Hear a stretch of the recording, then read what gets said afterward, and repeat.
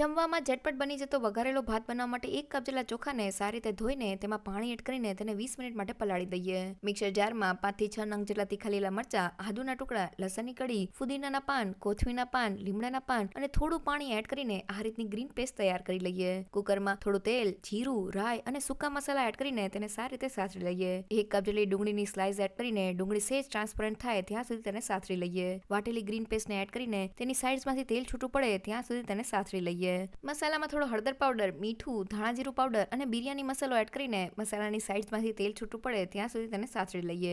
1 નંગ જેટલા ટમેટાના ટુકડા સાથે અડધા કપ જેટલા ફ્લાવરના ટુકડા અને 1 કપ જેટલા લીલા વટાણા એડ કરીને શાકભાજીને વઘારમાં સારી રીતે સાતરી લઈએ. પલાળેલા ચોખા સાથે કોથમીરના પાન એડ કરીને ચોખાને વઘારમાં સારી રીતે સાતરી લઈએ. 1 કપ ચોખા સાથે 1.5 કપ જેટલું ગરમ પાણી એડ કરીને તેને સારી રીતે મિક્સ કરી લઈએ. પાણી આ રીતના ઉકળવા લાગે એટલે કુકરનું ઢાંકણ બંધ કરીને હાઈ ગેસની ફ્લેમ પર 2 વિસલ કરી લઈએ. આપણો એકદમ ટેસ્ટી છુટ્ટો વઘારેલો ભાત તૈયાર છે.